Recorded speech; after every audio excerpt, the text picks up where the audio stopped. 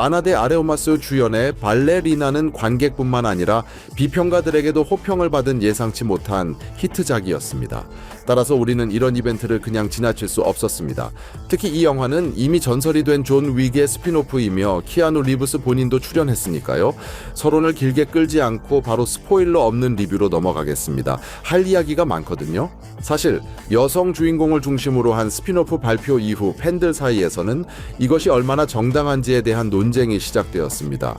우리는 많은 스튜디오가 모두를 만족시키려는 노력 속에서 트렌드를 따르는 것을 잘 알고 있습니다. 백설공주, 흑인 세베루스 스네이프, 캡틴 마블 등 인기 없는 흐름이 승리한 수많은 프로젝트들이 있습니다. 하지만 발레리나에 관해서는 안심해도 좋습니다.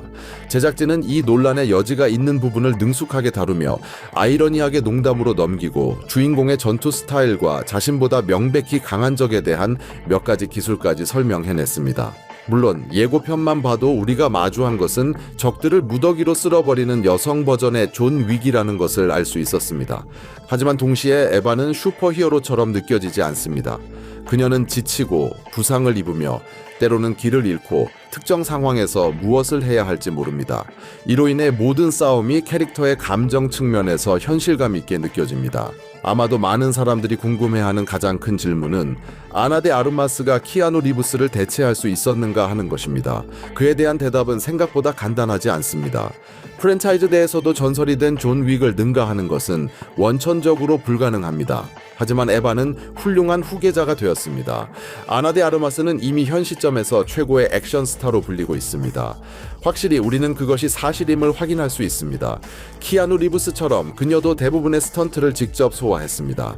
그녀가 전투 중에 보여주는 유연성, 움직임, 감정, 이 모든 것이 그녀의 캐릭터에 대해 2배로 집중하고 걱정하게 만듭니다. 에바는 존 윅의 대체자가 아니지만 프랜차이즈에 도움이 되는 새로운 경험을 가져다 줍니다. 그리고 제작진이 속편 계획이 있다면 우리는 그녀를 몇 편 더 볼 준비가 되어 있습니다. 액션에 관해서는 이것이 영화의 가장 강력하고 스타일리시한 측면입니다. 존 윅은 첫 번째 영화부터 고전적인 액션 영화로 자리매김했습니다. 첨단 컴퓨터, 그래픽 대신 실용적인 효과, 스턴트맨, 그리고 대부분의 스턴트를 직접 소화하는 주연 배우들을 사용합니다. 이 점에서 발레리나는 원작의 정신을 완전히 따르고 있습니다. 영화의 액션은 화려하고 기억에 남지만 가장 중요한 것은 다채롭다는 것입니다. 2시간 동안 다양한 총기류의 총격전을 보여주지는 않을 것입니다. 물론 영화에는 그런 장면이 충분히 많지만 제작진에게 경의를 표해야 하는 이유는 그들이 과용하지 않았다는 점입니다. 에바는 주변 환경과 손에 잡히는 모든 것을 끊임없이 사용합니다. 특히 근접전에서 그렇습니다. 게다가 각본가들은 몇몇 에피소드에서 의도적으로 그녀에게 권총이나 자동소총을 사용할 기회를 주지 않았습니다. 이를 통해 그들은 주인공의 환경 적응 능력을 강조하고 싶었지만 사실 이것은 액션을 더욱 다양하게 만들기 위한 교묘한 수법입니다. 그 결과 우리는 주인공이 말 그대로 불태우고 완전히 비전형적인 무기로 싸우는 10여 개의 장면을 얻었습니다.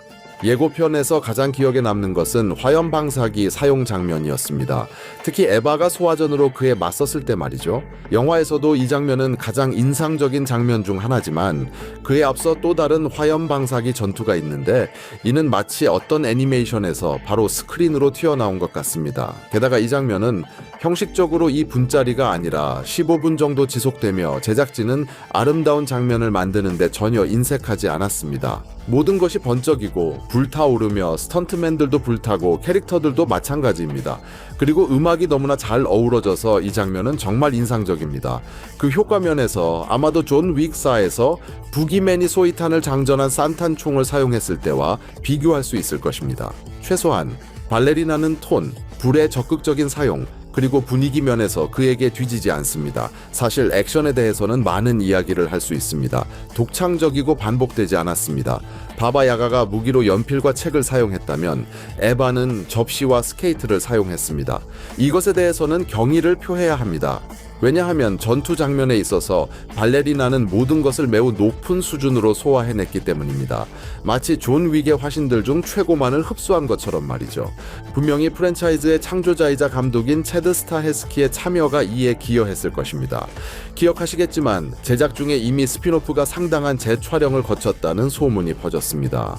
많은 사람들이 이 프로젝트를 실패작으로 단정하기까지 했습니다. 왜냐하면 소문에 따르면 모든 것이 너무나도 엉망이었기 때문입니다. 결국 키아누 리브스를 불러야 할 정도였다고 합니다. 하지만 나중에 밝혀진 바에 따르면 바바 야가는 처음부터 각본에 있었고 스타헬스키는 마지막 막의 전투 장면 연출에만 도움을 주었다고 합니다. 이제 우리는 이것이 영화에 긍정적인 영향을 미쳤다고 확신할 수 있습니다. 영화의 마지막 3분의 1은 거의 40분 동안 이어지는 액션으로 대화를 위한 짧은 휴식만 있습니다. 이 부분에서는 연출의 규모, 카메라의 비행과 앵글이 느껴지며 장면에는 수십 명의 스턴트맨이 포함됩니다. 우리가 존 윅 프랜차이즈를 사랑하는 모든 것이 발레리나에서 화려하게 표현됩니다. 따라서 재촬영은 액션을 연출하고 다듬기 위해 필요했던 것이지 영화를 처음부터 다시 만들기 위함이 아니었습니다. 하지만 공정하게 말하자면 이 스피노프는 기대했던 것과는 조금 다르게 나왔습니다. 존 윅 영화들은 캐릭터의 줄거리와 기원 이야기에 많은 시간을 할애하지 않았습니다. 그에 대한 대부분의 사실들은 이야기가 전개되면서 알게 되었습니다. 그리고 루스카 로마는 세 번째 영화에서야 처음 등장했습니다. 결국 프랜차이즈는 개의 죽음과 그에 대한 복수로 시작되었습니다. 마치 주인공의 세계를 덮친 눈덩이처럼 말이죠. 그런데 발레리나는 한 장면에서 이 점에 대해 농담을 던지기도 합니다. 하지만 이 스피노프는 캐릭터 발전에 있어 전혀 다른 길을 선택합니다. 영화는 본질적으로 에바가 어린 시절부터 성장해가는 이야기입니다. 그리고 가장 흥미로운 점은 일부 시청자들은 이 점을 비판하는 반면 다른 시청자들은 오히려 칭찬한다는 것입니다.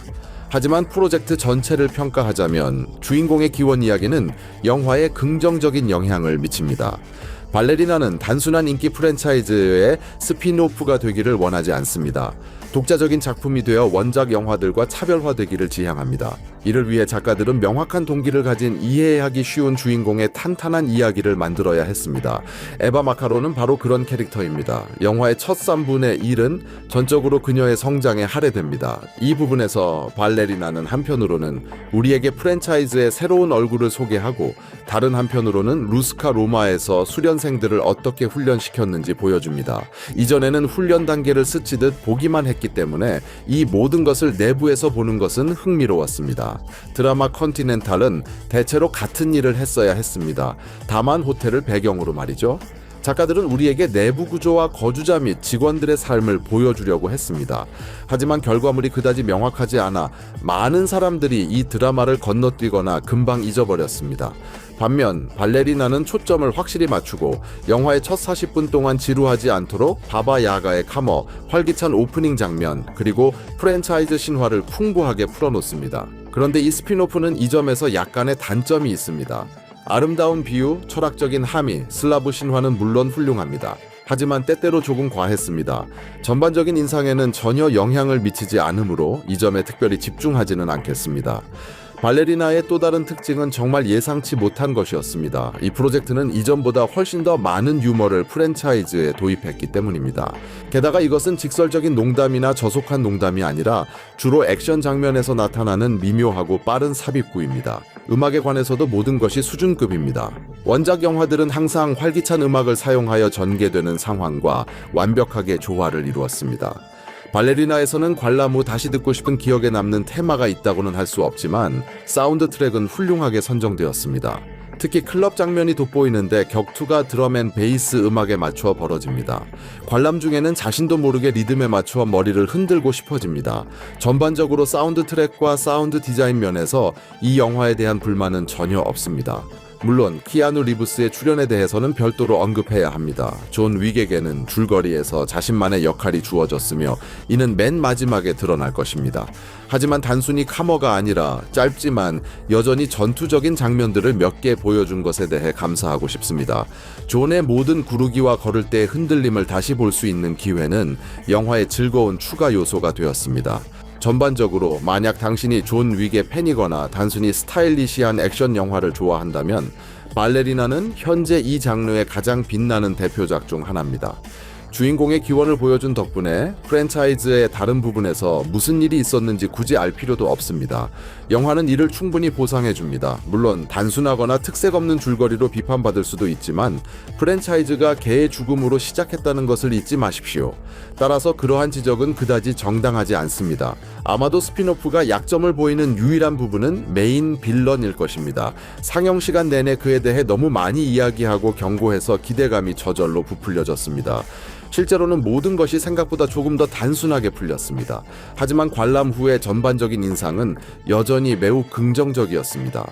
이제 영화가 흥행해서 어떤 성적을 거둘지 기다리며 지켜보는 일만 남았습니다. 데드라인에 따르면 발레리나의 예산은 9천만 달러로 프랜차이즈에서 두 번째로 비싼 영화입니다. 영화 제작비가 이렇게 비싸진 주된 이유는 광범위한 재촬영 때문입니다. 다른 한편으로는 재촬영이 없었다면 원래 영화가 어떻게 나왔을지 알 수 없습니다. 어쨌든 이 영화는 손익분기점을 넘고 수익을 내기 시작하려면 예산의 2배 혹은 2배 반을 벌어들여야 합니다. 발레리나의 경우 이는 회수하기 위해 최소 2억 달러가 필요하다는 것을 의미합니다. 초기 리뷰와 전반적으로 따뜻한 관객 반응을 고려할 때 이 점에 대해서는 아무런 문제가 없을 것 같습니다. 그리고 거기서부터 속편까지는 그리 멀지 않습니다. 관람 후의 감상과 새로운 역할의 아나 데 아르마스에 대한 여러분의 생각을 꼭 공유해 주세요. 자, 오늘 준비한 내용은 여기까지입니다, 친구들. 곧 새로운 영상으로 만나요.